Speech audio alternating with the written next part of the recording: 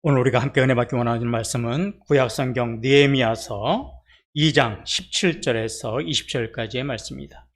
구약성경 느헤미야서 2장 17절에서 20절까지의 말씀. 제가 갖고 있는 성경은 구약성경 728쪽 정도에 있습니다. 느헤미야서 2장 17절서부터 제가 봉독해 올리겠습니다.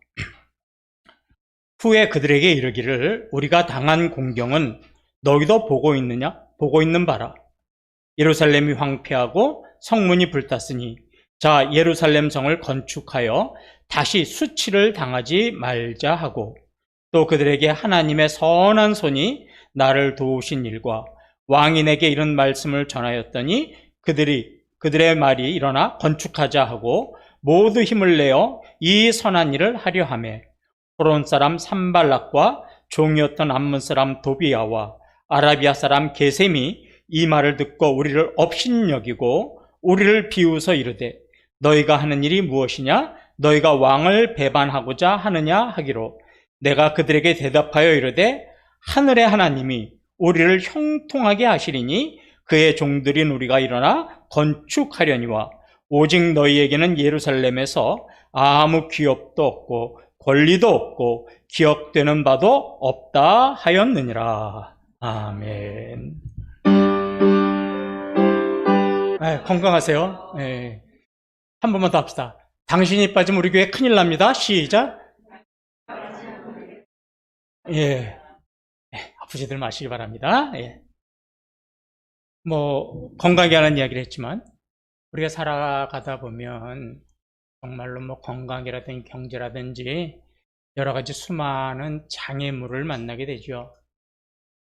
이런 장애물들은 한두 번에 그치는 게 아니라 계속 우리가 인생을 살아갈 동안 계속 부딪히는 장애물이기 때문에 그것이 우리를 지치게 만들고 또 때로는 정말로 너무나 실망감이 커서 모든 것을 포기하고 싶게 만들기도 합니다. 지난주에 성경 공부 문제에 대해서 이렇게 확인하고 있는데 어떤 분이 그 묵상에다가 지난주에 문제가 이런 거였죠. 하나님을 가까이 하는데 지금 방해가 되고 있는 가장 큰 문제가 뭐라고 생각하십니까? 그랬더니 어떤 분이 이렇게 적었어요. 집값. 아마 집을 아파트를 준비하려고 하든지 집을 옮기시려고 했는지 저는 잘 모르겠지만 하려고 그랬는데 너무 집값이 뛰다고 전세금이 뛰다 보니까 너무 지금 속상하고 마음이 아프다는 얘기를 했는데 제가 거기다가 아주 은혜의 답을 달아드렸습니다. 저도요. 저도요. 아마 성경에 있는 어떤 구절을 적은 것보다 그게 더 아마 그분들에게 공감이 될 수도 있을 겁니다. 지금도 보세요. 지금 코로나 바이러스가 1단계라서 조금 이게 완화가 돼가지고 사업이 조금 될만 하니까 확진자가 늘어나서 1.5단계로 격상이 돼서 음식점들이나 이런 게 받아들일 수 있는 손님이 절반으로 이렇게 제한이 됐잖아요. 머지않아 이제 곧 2단계가 발표가 될 것 같은 생각이 들어요, 기분이. 그러면 완전히 사업을 올스톱으로 공치는 그런 수밖에 없는 거죠. 이러면 정말로 힘들어지는 거죠. 이런 장애물이 우리에게 늘 다가오죠. 느헤미야도 예외는 아니었습니다. 믿음의 사람이라고 해서 별다를 거 없어요. 역시 마찬가지로 장애물이 있어요. 느헤미야가 4개월 동안 기도하면서 계획을 세우고 철저하게 준비했지 않습니까? 그래서 예루살렘으로 와요. 느헤미야 2장 11절에 보면 내가 예루살렘에 이르러 머문 지 4월 만에 기도하고 준비해서 왕이 출발해라 그랬을 때 즉각적으로 출발해서 예루살렘에 하나님의 은혜로 왔는데 와보니까 4개월간 기도하고 철저하게 준비했으니까 모든 게 그냥 술술술 잘 풀릴 것 같았습니까? 아니라는 거예요. 커다란 2개의 장애물이 느헤미야의 사명을 가로막고 있었어요. 이게 뭐냐면 첫 번째는요, 내부적인 장애물이에요.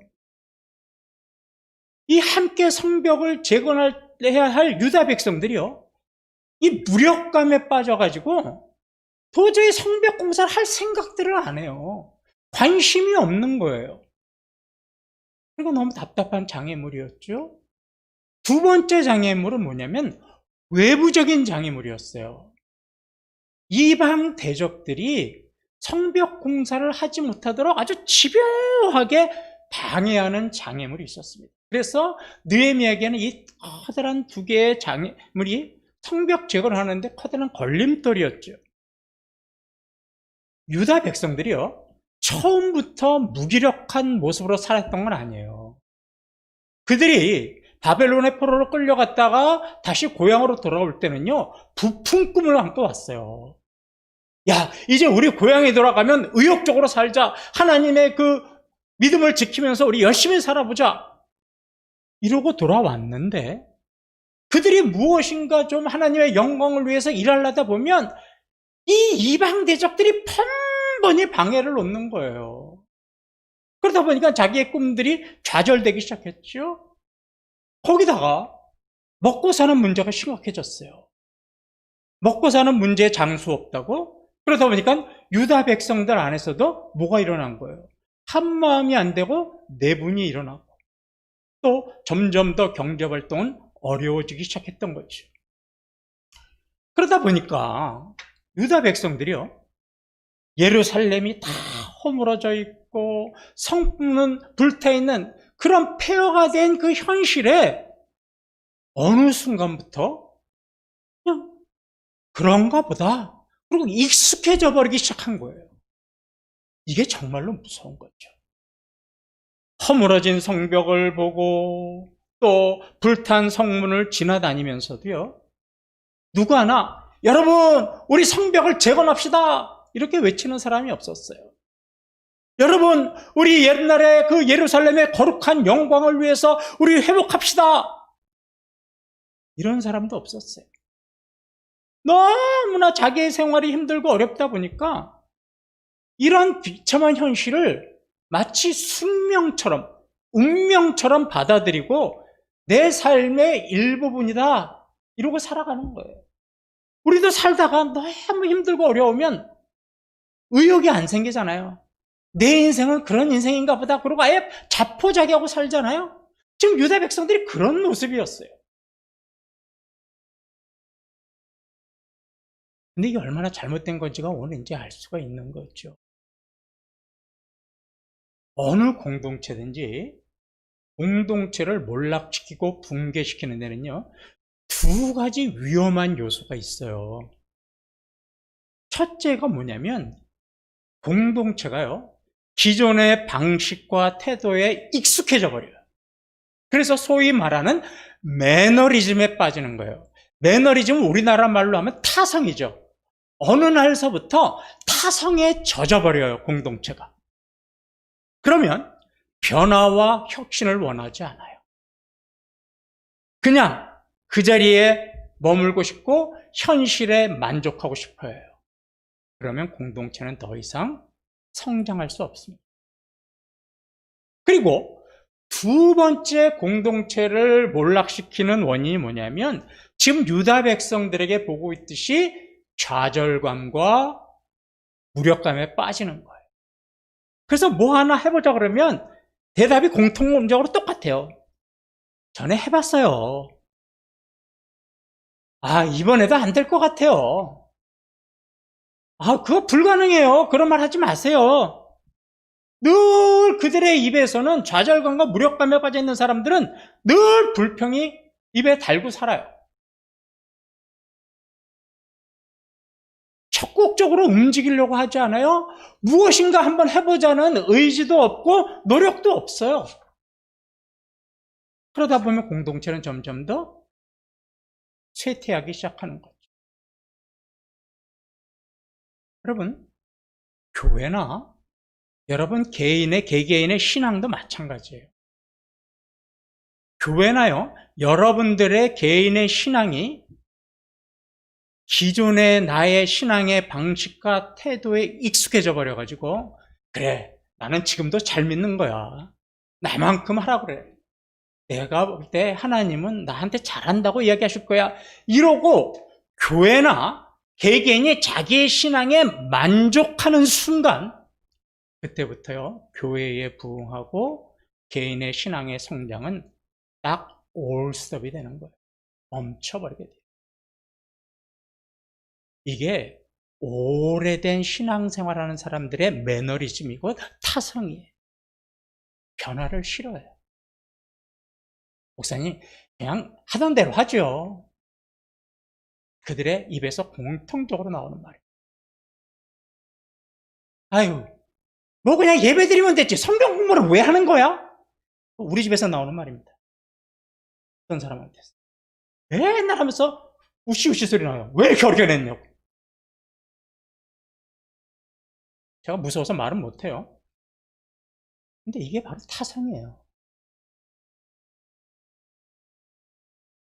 또 하나, 교회나 개개인의 신앙이 좌절감과 무력감에 빠지는 경우가 있어요. 기도해도 응답이 안 되고, 너무 삶이 힘들다 보니까 또 신앙생활도 잘 못하게 되고 하는 이런 좌절감과 무력감에 빠지는 순간 무엇을 잃어버리냐면 마음의 소망이 없어져요. 그리고 어느 순간부터 입에서 감사가 안 돼요. 그러면 주님이 맡겨주신 사명을 감당할 수가 없는 겁니다. 우리 교회나 여러분 개개인의 신앙이 이 두 가지에 빠지시면 안 돼요. 이 좌절감과 무력감에 빠져있는 유대 백성들에게 느헤미야가요 17절에서 이렇게 이야기를 해요. 찬양대 시작.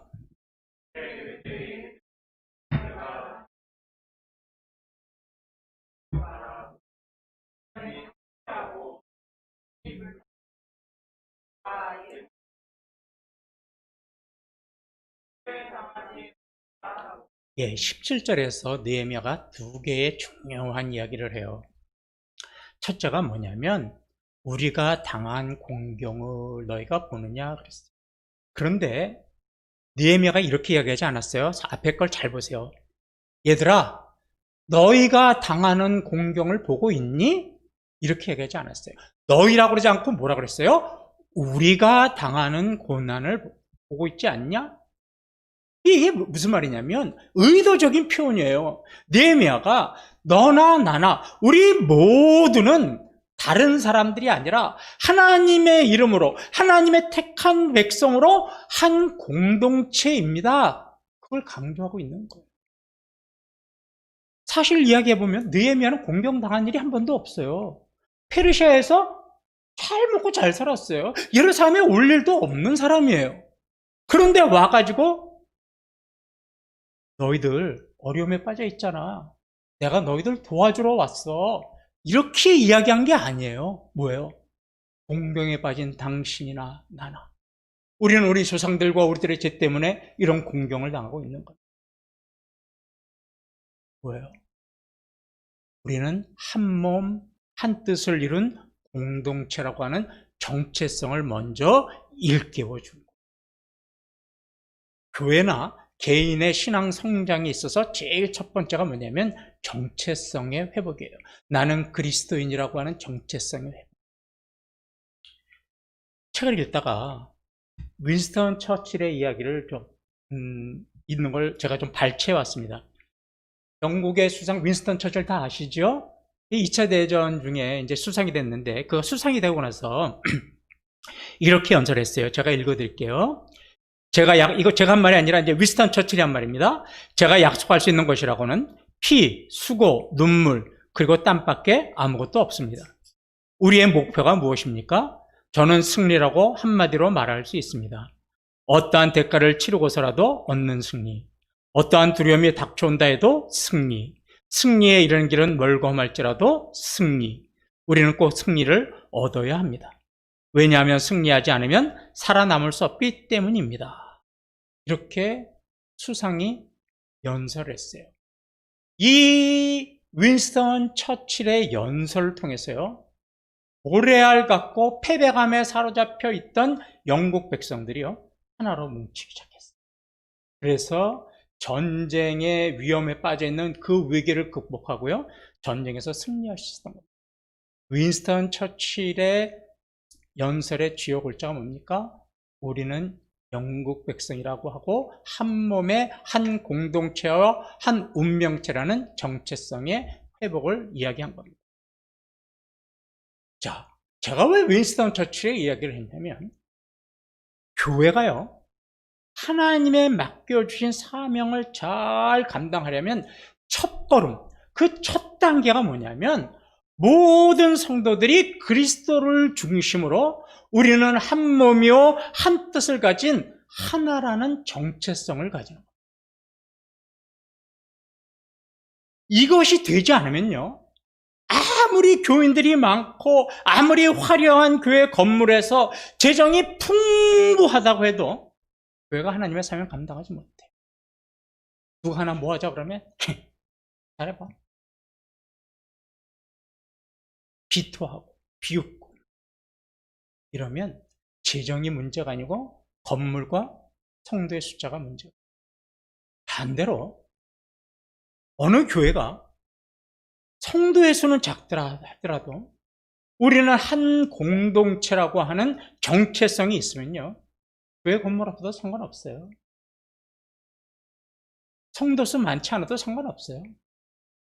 재정이 열악하다고 해도 상관없어요. 그런 교회는 하나님의 사명을 감당할 수 있는 교회가 되는 거예요. 그래서 느헤미야는 이 무력감과 패배감에 빠져 있는 유다 백성들에게 우리는 하나님의 택한 백성입니다라는 점. 여러분, 교회를 하고 싶으세요? 교회가 부흥되고 성장되기를 원하세요? 우리는 한 몸이라는 정체성을 가지시기 바랍니다. 그것도 하나님이 70년 전에 이 땅에 핏값으로 세우신 이태원 교회 성도라는 자부심과 정체성을 가지고, 그러면 그 정체성 하나만 있다면 우리 교회는 부흥할 줄로 믿습니다. 네, 이게 중요합니다.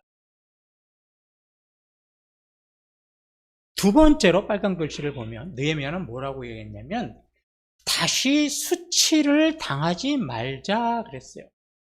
이 말은 무력감에 빠져 있는 이 유다 백성들이요, 우리가 예루살렘 성벽을 재건해야 될 이유가 있고 동기가 있습니다, 이런 얘기예요. 예루살렘 성벽을 느헤미야가 재건하자고 한 것은 단순히 이방 민족이 쳐들어올 때 우리를 보호하기 위해서 성벽을 쌓자 이런 얘기가 아닌 거예요.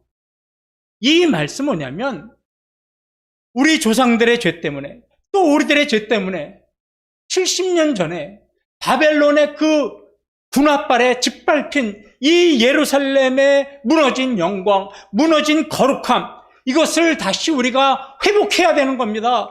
우리의 일이 아니라, 우리의 몸을 보호하기 위한 것이 아니라 무너진 하나님의 영광과 거룩성을 우리는 회복해야 하는 겁니다. 이러고 사명감을 구체시킨 거예요.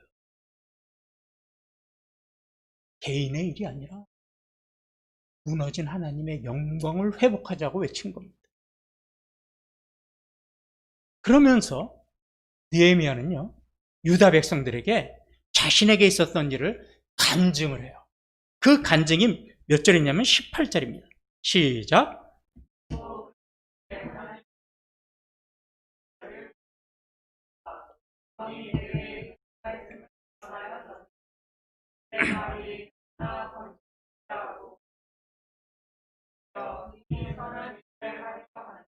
예, 뭐라고 간증했냐면, 유다 백성 여러분, 지금부터 제가 하나님의 은혜를 받은 것에 대해서 간증을 하겠습니다. 잘 들어보십시오. 제가 4개월 전에 예루살렘의 안타까운 소식을 듣고 제가 눈물을 흘리며 금식하면서 기도했습니다. 그런데 하나님께서 역사하셔서 이 우리의 주군인 그 페르시아의 아닥사스다의 왕을 마음을 돌이키셨습니다. 그래서 저보고 성벽을 건축하라고 허락해 주셨고, 거기다가 우리가 성벽에 필요한 나무까지도 우리에게 제공해 줬습니다. 이게 하나님의 일하심입니다. 하나님의 은혜입니다. 그리고 간증을 한 거예요. 그러니까 예루살렘 성벽 재건이 그냥 단순히 우리가 힘과 노력을 기울이는 것이 아니라 하나님이 도우셔서 하나님이 하는 일입니다. 그러니까 우리는 할 수 있습니다. 무력감에서 이제 빠져나와서 우리 일합시다. 그리고 동기를 부여한 거예요.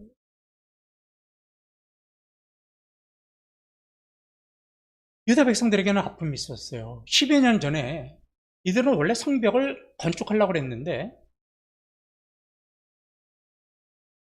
이 이방 대적들이 모함을 해가지고 성벽 건축이 중지가 됐었죠.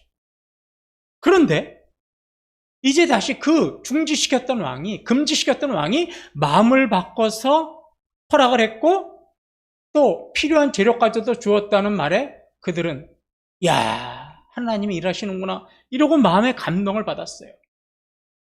그러면서 무력감에서 서서히 빠져나오기 시작한 거예요. 그래, 하나님이 일하시니까 우리도 한번 일해보자. 하나님의 일하심을 믿고 그 자리를 박차고 너도 나도. 그래서 우리가 5장인가 보면 사람들의 이름이 쭉 나와요. 가문의 이름이 나와요. 모든 사람이 너나 할 거 없이 어린아이에서부터 시작해서 노년에 이르기까지 다 동참을 하기 시작해요. 그래서 52일 만에 성벽 재건을 완성할 수 있었던 거예요.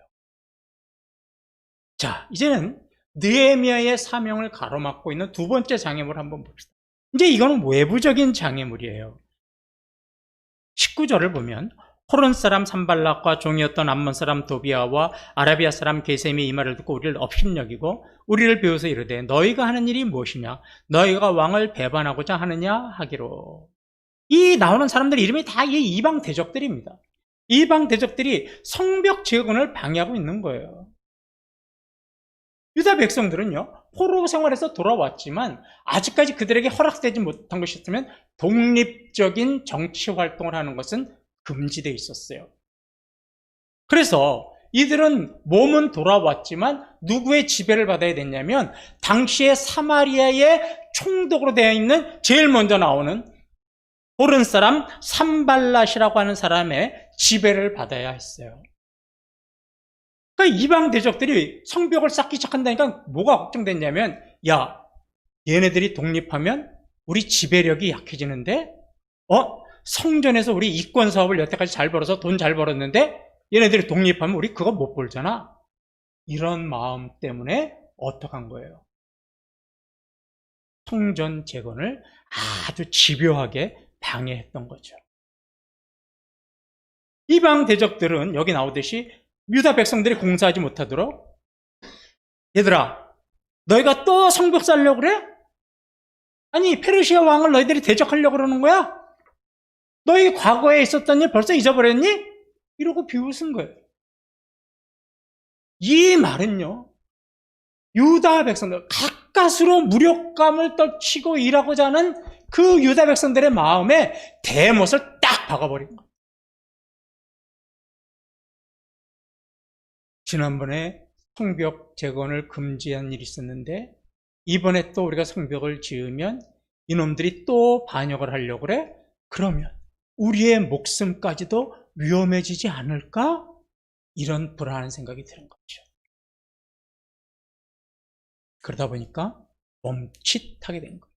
여러분, 하나님의 일을 할 때는 꼭 이렇게 나타나요. 이 장애물은 표면적으로 보면 이방 대적들이요, 자신들의 기득권을 지키기 위해서 한 일이지만 그 배후에는 하나님의 거룩한 영광을 회복되는 것을 못마땅해 하는 사탄의 방해가 있는 겁니다. 그러면 이런 사탄의 방해를 느헤미야가 어떻게 이겼을까요? 그게 20절입니다. 내가 그들에게 대답하여 이르되 하늘의 하나님이 우리를 형통하게 하시리니 그의 종들인 우리가 일어나 건축하려니와 오직 너희에게는 예루살렘에서 아무 기업도 없고 권리도 없고 기억되는 바도 없다 하였느니라. 무슨 말이냐면 느헤미야는 이 무너진 예루살렘 성벽을 다시 세우는 일은 하나님께서 우리에게 맡겨주시는 일이니까 너희들이 무슨 수를 쓴다고 해도 우리의 앞길을 가로막을 수 없다. 이렇게 담대하게 응답한 거예요. 성벽 공사는 우리의 일이 아니고 하나님이 일하시는 하나님의 일이기 때문에 인간들은 너희들이 막을 수 있을 것 같아? 너희들 막을 수 없어. 아주 담대하게 이야기한 거죠.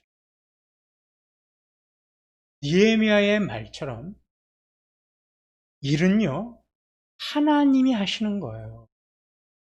그리고 저와 여러분은 하나님이 하시는 일에 부르심을 받고 쓰임을 받는 도구에 불과해요.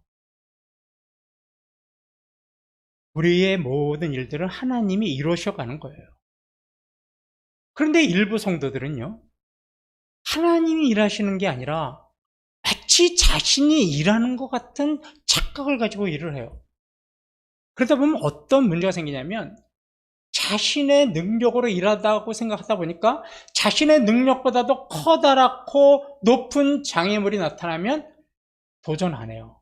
야, 이건 내 능력 밖이네. 그리고 포기하고 좌절하죠. 교회가 뭘 하자고 하는데 그건 우리 교회가 할 수 없는 건데, 이게 바로 이런 경우입니다. 자신의 능력으로 할 수 없는, 전능하신 하나님이 하시는 겁니다.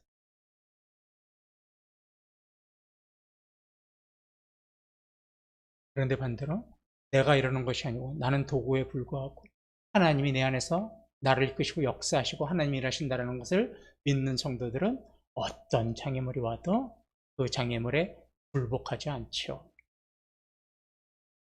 느헤미야가 이런 이방 대적들의 장애물을 이겨낼 수 있는 두 번째 이유는 하늘의 하나님이 우리를 형통하게 하시리니라는 것. 하나님이 이 일을 끝까지 붙잡고 성공하게 하실 것이라는 것을 믿었다는 거예요. 성벽 제거는 하나님이 기뻐하시는 일이고 어떤 장애물이 와도 하나님이 끝까지 이끌고 가실 것이다. 형통이라는 말을 쉽게 바꾸면 성공케 하시리니, 그런 뜻이에요.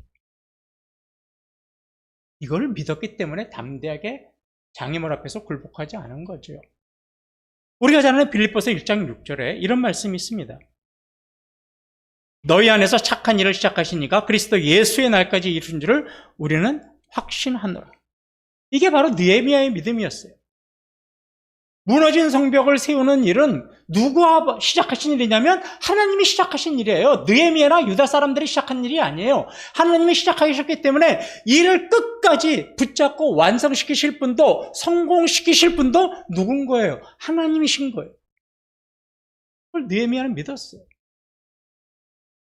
그래서 느헤미야는 예루살렘 성벽이 단순히 성벽을 세워서 우리가 이방 민족이 침략해 왔을 때 우리를 보호하는 것이다, 이런 개념이 아니라 우리는 한 몸, 한 공동체라는 정체성을 회복하고 하나님이 원하시는 거룩한 사명을 감당하는 일이라는 것을 알았기 때문에요, 장애물 앞에서도 두려워하지 않은 겁니다. 어떤 성도가 이렇게 이야기를 해요. 목사님, 저는 하나님을 일을 할 때 장애물에 있는 게 아니고요, 제가 먹고 사는 문제에 장애물이 있어요. 그러면 나는 하나님의 일이 아니고 내 먹고 사는 문제인데 그런 일에도 하나님이 일하실까요? 어떻게 생각하세요?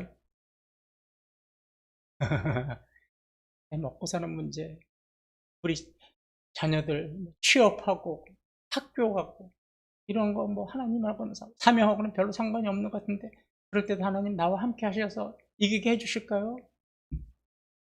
맞습니다. 이기게 해주세요. 잘 들어보세요.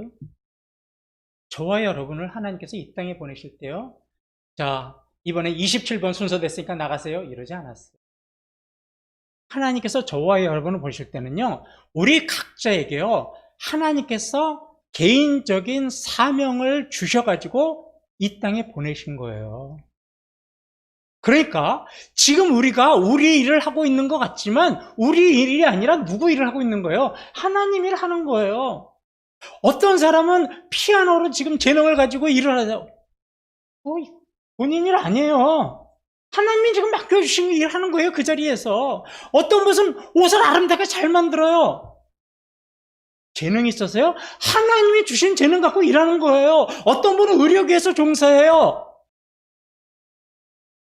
내가 능력이 있어서요? 하나님이 태어나실 때부터 그 계통에서 하나님의 영광을 위해서 일하라고 주신 거예요. 어떤 분은 설계 일을 해요. 어떤 분은 건축 일을 해요. 어떤 분은 직장에서 일을 해요. 어떤 분은 사업을 해요. 어떤 분은 요식업에서 맛있는 음식으로 사람을 즐겁게 해요. 여러분이 재능 있고 뛰어나서 내가 길을 잘 선택해서 아닌 거예요. 하나님이 우리를 이 땅에 보내실 때 하나님, 내가 요식업에서, 설계하는 작업에서, 건축하는 작업에서, 피아노를 가르치는 작업에서, 옷을 만드는 작업에서, 우리의 모든 순간순간에서 그곳에서 하나님의 나라를 위해서 일하더라고 우리에게 그 사명 주고 이 땅에 보내신 거예요. 그러니까 지금 만약에 우리 담임사님이 피아노 일을 가르치는데 어려움이 있어요? 개인적인 어려움이 아니라 뭐예요? 하나님이 나에게 맡겨주시고 내가 태어날 때 나에게 주신 사명에 어려움이 있는 거예요. 아멘? 그러니까 하나님의 사명은 꼭 교회 일이고 내가 집에서 먹고 사는 문제는 내 개인의 일인가요? 아니라는 겁니다. 굉장히 잘못된 신앙이에요. 이거는 뭐예요? 이원론적인 거예요. 교회는 거룩한 일이고 내 일은 속한 일이고 여러분의 주부 여러분들의 가정에서 하나님의 나라를 일구라고 결혼시켜 주시고 그곳에서 하나님의 사명을 주신 거예요. 그러니까 그 가정 일이나 자녀 일이나 직장의 일이나 사업의 일도 거기에 장애물이 있다면 내 개인의 장애물이 아니라 누구의 장애물인 거예요? 하나님의 장애물인 거예요. 그러면 이 장애물을 누가 이기게 하실까요? 내가 하나님이 하시는 겁니다. 그러니까 그런 생각 갖지 마세요. 우리를 이 땅에서, 가정에서, 피아노를 가르치는 학원에서, 또 아이를 가르치는 학원에서, 또 맛있는 음식을 만드는 음식점에서, 의료계에서, 건축 설계하는 분야에서, 또 내 가정에서 조그만 하나님의 나라를 그곳에서 하나님의 영광을 위해서 일하세요. 이렇게 하라고 우리를 보내주신 거예요. 그러니까 우리의 인생의 먹고 사는 문제고 우리 인생의 취업의 문제고 우리 인생의 사업과 직장의 문제가 내 문제가 아니라 뭐예요? 하나님의 문제고 그 문제를 하나님 해결하시기 위해서 하나님이 함께 하심을 믿으시기 바랍니다. 그러면 그 장애물 하나님이 하시니까 어떻게 되는 거예요? 이기게 하시는 거예요.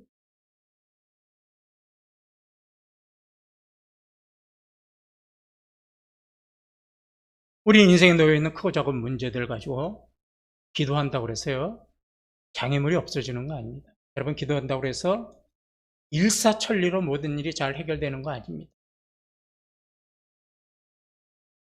여전히 장애물을 우리가 기도해도 우리의 인생을 가로막습니다.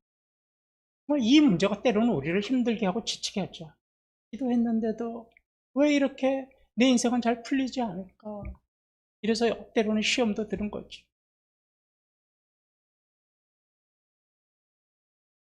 근데 여러분 중요한 게 뭐냐면 내 인생 앞에 어떤 장애물이 있느냐 없느냐가 중요한 것이 아니라 내 인생을 가로막고 있는 장애물이 있다 할지라도 그 장애물을 하나님께서 일하시고 하나님께서 나와 함께 하심으로 해결해 줄 수 있다는 믿음으로 뛰어넘는 것이 훨씬 더 중요한 일입니다.